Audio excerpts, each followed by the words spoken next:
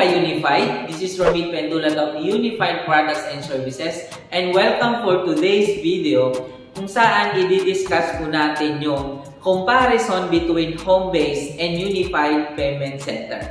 So una po dyan mga ka-Unified, ano ba yung makukuha mo once na franchisee ka ng Unified Products and Services? Of course, andyan dyan yung mga services inclusion natin, katulad po ng airline ticketing, remittance, bills payment, travel and tours, insurance, loading, online shop, shipping lines, or yung ferry booking natin, at marami pa pong iba. Yan po yung one-stop shop business natin na makukuha natin sa isang pag-franchise lang, lifetime mo na siya makukuha. Now, mga ka-Unified, if ever na ikaw ay ngayon ay mag-franchise pa lang or franchisee ka na, actually, pwede kang mamili ng mga kukunin mo or ipa-franchise mo na package kung between home-based ba ang kukunin mo or Unified Payment Center ba yung kukunin mo. So, yan po yung i-discuss natin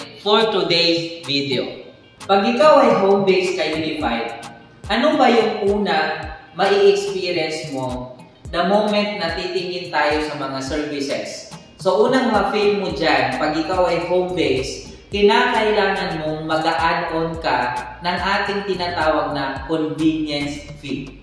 So, ang convenience fee, kinakailangan natin mag-add-on sa convenience fee katulad po ng remittance.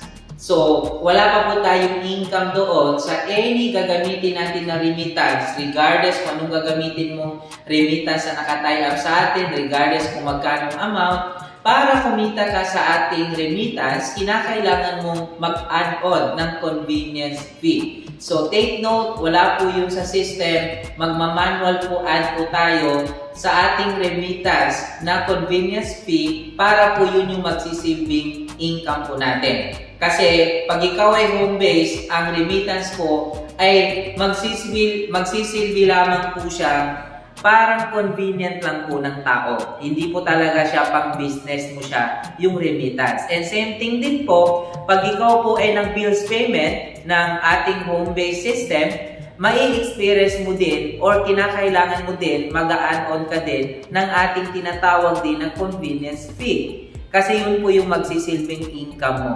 Now, the question is, magkano yung i-add-on ko sa convenience fee ni bills payment? So, pwede natin sabihin 10 to 20 pesos o nakadepende po sa nakadepende sa area mo, nakadepende sa iyo, ikaw yung magpo-control. Same thing din po sa ating remittance. Pag nagre-remittance ka sa ating home-based system, so ikaw yung magko-compute. Actually, kino-consider natin dito yung pamasahe, di ba? Magkano yung pamamasahe nila once na po lalabas pa sila. So, yun yung most probably na doon mo ko-computein how much yung i-add-on mo na tinatawag natin na convenience fee.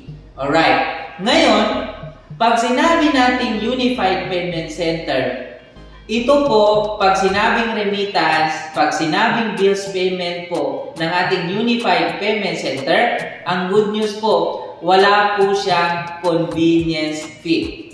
Ang good news, meron po siyang tinatawag na outright income. So, yung outright income, ang good news, kung ano yung nakalagay po sa resibo o yung tinatawag natin na i-receive, kung magkano yung lalabas po doon sa binayaran nila or pinatransact nila sa atin na remittance or mapa-bills payment man yan, ang good news, meron ka na po doon outright income. Magkano yung outright income? Pag tayo po ay magre-remittance send or receiving po sa ating remittance, makakapag-experience ka po ng outright income na 30 to 50% of the charge every sending and receiving natin ng ating remittance in real time. Alright? Pag tayo naman po ay magta-transact ng bills payment po sa ating payment center system, meron po tayong outright income regardless kung anong bill yung gagamitin mo or anong biller yung babayaran o ita-transact, meron po tayong outright income na 4 to 7 pesos po per bill. So, hindi ka na po kinakailangan mag-a-add po ng ating convenience fee sa remittance, sa bills payment po ni Payment Center. Sa usaping market naman tayo, pag sinabi nating home-based, syempre, pwede ka po ditong hindi magpupwesto. So actually, hindi talaga design na sa pwesto kasi kaya nga siya tinawag na home-based. So, ibig sabihin, most probably na mga market mo is more on online. So online market lang po tayo. Yan po yung ikinalimit niya. Hindi man actually limit talaga. Kaya lang, since po na nasa online ka lang, more on, most probably, yung mga walk-ins sa isang community, hindi mo masyado yung sakop kasi nga home-based ka lang. So, more on online market ka lang. Whereas, kung tayo po naman ay Unified Payment Center, ang advantage po niya, una, kasi may pwesto ka. So, makikita ng mga tao na meron ka talagang pwesto, magiging something legalities mo din yung pwesto mo, di ba? And then, open ka for walk-ins. Kahit sino mag-walk-in sa community mo or market mo, ay open ka kasi nakita talaga nila mismo na may pwesto ka. Yun yung kagandahan niya. Yun yung pagiging big market ni Unified Payment Center versus si home-based system ka. At sa kausaping presyo naman tayo, mga ka-Unified. Pag sa home-based system tayo, actually ang mga presyo ng ating mga services is dealer price ka. Ibig sabihin, kaagaw mo din yung mga kapwa dealer natin pagdating sa slot, tapos yung presyo, pang-dekalidad lang siya. Kumbaga pang-usual, ordinary lang siya. Whereas dito sa ating payment center, si payment center natin, ang presyo sa mga services natin is pang wholesale. Ibig sabihin, mas malaki yung or mas marami yung slot niya po sa mga murang presyo po. For example, pag ikumpara po natin, most probably is yung ating insurance. So, ang capital sa home base ng insurance natin is pinaka-minimum 80 pesos. Dito naman sa ating payment center, minimum of 50 pesos lang. Pag usaping ticket naman tayo, mas cheaper yung payment center price ng domestic, 140, international, more or less, nasa 300 po yung different po between home-based ticket at saka itong payment center ticket po natin. And some of the services talaga is, when it comes to the presyo, mas cheaper po itong presyo po or itong capital po ng ating Unified Payment Center System. Pagdating naman sa ating income, kung pag-uusapan natin ang income dito po sa dalawa, dito po, ang i-income natin dito sa home base, actually, kikita ka talaga dyan. Pero more on mga standard po yung ating kitaan, kumbaga pa. Kasi nga, pag-usaping mga presyo, syempre, ano natin dyan, yung mga slot, yung labanan natin. Pagdating kasi sa mga slot, mas marami pong slot po itong payment center po natin. Saka syempre, sinasabi ko nga kanina, mas cheaper yung presyo po ni payment center, syempre mas malaki din po yung kitaan niya. Marami din po siyang difference when it comes to po sa online shop. So, mas discounted po siya dito sa payment center ng 34%. Dito kay home base is nasa 30% lang po siya. At itong si payment center, meron siyang power of pag-replenishment po sa ating mga kapwa unified, especially sa mga home base. At syempre, yung mga yung mga variety po ng ating system services, mas marami po siya advantage or mas marami po siyang power kaysa sa kay home base. Kasi nga, outlet po si payment center versus po kay home base. So, it means, pagdating po sa income ng mga services, products man yan, ibig sabihin po, mas malaki po yung income po ni payment center. Although, meron din po yan, depende po sa ating volume of transactions po. Yun po yung disclaimer lang po. Depende din po ito sa volume of transaction ng daily, weekly, and monthly. At ngayon naman kay Unified, dadako naman tayo sa structuring between home base at saka payment center with 10 accounts. So una natin pag-uusapan yung residual income. So pag tayo ay magta-transact sa isa sa mga services natin, sabihin na lang natin na ito po ay insurance. So di ba the moment na magta-transact tayo ng insurance, meron siyang residual income na piso. Alright? So sabihin na lang natin na nag-income ka na per insurance natin is 300 pesos. Sa loob ng isang buwan, sabihin na lang natin pinaka-minimum, meron kang 1,000 na transact na insurance. So, di ba, kapag nakapag-transact ka ng 1,000 insurance, ibig sabihin na ita-times natin yan ng 300. Ibig sabihin ng kikitain nito ay 300,000. Yung kinita mo sa 1,000 insurance na binenta natin. Ngayon, kung pasukin natin ang home-based system, of course, kumita ka din ng 300,000. Ang pagkakaiba nga lang, since home-based ka lang, kumita ka lang po ng 300,000. Di ba? Dahil ito ay may residual income na ang insurance meron siyang residual income na piso, ibig sabihin, i-times mo sa 1,000 na ni-transact mo na insurance, ibig sabihin meron tayong 1,000 na residual income. So, ibig sabihin, yung residual income na yun, papalo yun sa sponsor mo yung 1,000. Hindi ka magkaka-benefits ng residual income kung home-based account ka lang, not unless magpaparami ka din ng home-based account. So, ibig sabihin, paramihin mo yung marami kang home-based account para at least mai-experience mo yung tinatawag natin na passive income or residual income in every transactions pa lang natin. Alright? Ngayon, dadako tayo ngayon sa 10 system with payment center. Ang ikinaganda ng 10 system, siyempre may 10 system ka na.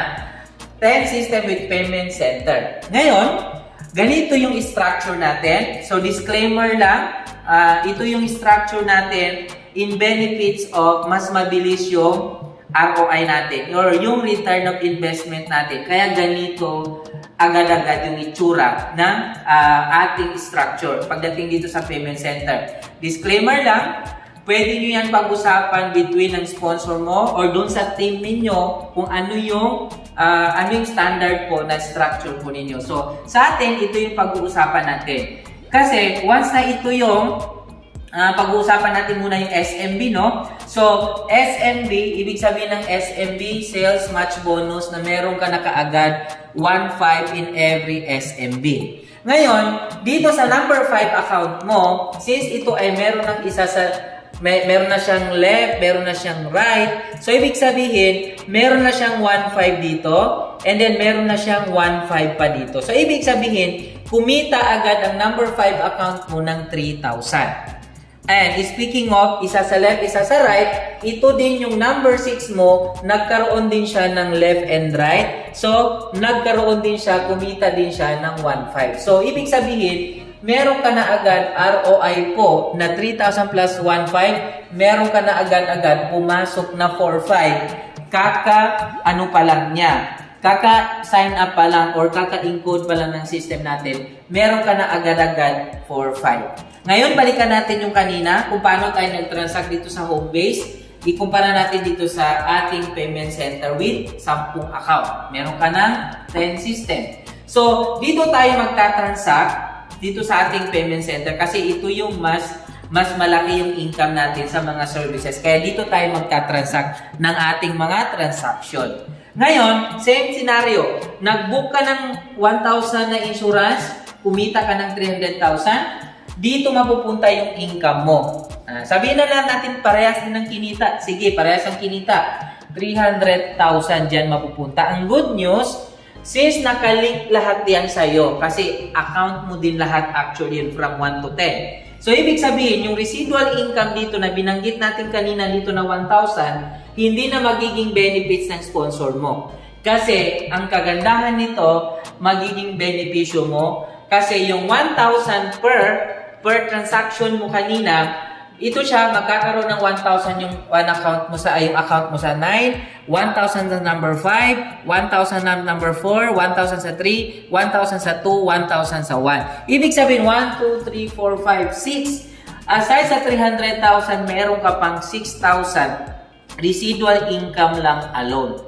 Okay? So, ibig sabihin, itong mga accounts mo pala na iba, maliban sa tinatransact mo na payment center, ito pala ay meron kang savings. Yes na yes. magiging savings nyo po itong mga other accounts mo. Kaya po tayo mas ideal po na maraming account kasi magiging savings mo. Ikumpara mo sa home base na wala kang savings po. And sa iba pang mga services natin, bawat transactions po natin doon, mga ma'am and sir, meron po tayong residual income. Every transaction natin, magiging savings mo po yun. Remember, pwede ka makapag-transact dito once a week, thrice a week, fourth a week. Basta hindi ka masasero, magiging savings nyo po yun. Yun po yung kagandahan ko ng marami kang accounts. Ngayon, pagdating sa leveraging, okay? So, itong leveraging, di ba, pwede kang magkaroon ng business partners. You're multiplying your time, your effort, and yourself. Pwedeng si sponsor mo yung nagpa-franchise, pwedeng ikaw din, meron kang napa-franchise. So, since ito lang yung system mo, okay, kung magtatransact si franchise A mo, yan lang din ang benefits niya. Okay, kagandahan nito, kapag ipa-project na natin ng leveraging structure mo or leveraging income mo, since 10 yung account mo, 10 yung system with payment center, bukod sa services, leveraging advantage ka rin kasi ito yung panglalagyan natin po ng mga franchisee mo dito sa line number 7, dito sa line number 8, group of franchisee mo, at dito sa baba ng payment center mo, dyan rin natin ilalagay yung group of franchisee mo. Pwede ikaw ang magpa-franchise, pwede yung si sponsor mo yung magpa-franchise. So, yan yung kagandahan niya, naka-set up na siya agad-agad. Ibig sabihin, naka-ready na siya. Anytime merong magpa-franchise under your system, naka-line up na po yung mga accounts mo. Naka-line up na po yung mga ready na siya. So, mas malaki, mas madali siya trabahuin, mas mabilis yung income, mas malaki yung income. So, ganyan siya. Then, hopefully, mag-usap kayo ng iyong sponsor kasi marami pa po siyang hindi ko nabanggit na kagandahan at advantages niya. Itong payment center natin when it compare natin sa home-based system lang. Alright? So, marami po siyang advantages. Ang isipin mo lagi is yung long term. Long term na patutunguhan natin 5 years to 10 years from now. Yun ang lagi mong isipin. Kasi even ako, mga ka-unified, marami po akong system. Okay? Parang alkansya lang yan. Na pag marami kang system, since nagtatransact din ang both side, mas marami kang alkansya. Pag marami kang accounts. So, higit pa yan sa binangko mo lang yung pera mo. So, kung dito mo ipunta, actually, ang payment center, pag payment center alone lang, yung ni-franchise mo, so, mahigit 100,000 din po yan. Minimum of 175,000. Okay? So, pero dito, the moment na nakapag-avail ka na, nakapag-promo, may home base ka na, meron ka pang payment center. So, every time na magtatransact ka, palupit ng palupit yung income mo. So, lahat ng product, services, and leveraging advantage po siya kasi ready na siya. Ready to operate na siya. So, with that, ka-Unify, sana napadecide kita, sana nagkaroon ka ng idea kung saan yung kukunin mo, kung home-based ba or payment center ba. Kasi napakaganda po ng market po natin. Ang gagawin mo na lang is mag-decide ka. Magpaturo ka sa sponsor mo, aralin mo mabuti, then simulan mo na agad para hindi masayang yung oras. Ang gagawin mo lang, mag-decide ka lang. So with that, this is Ramil Pendulan of Unified Products and Services. Congratulations!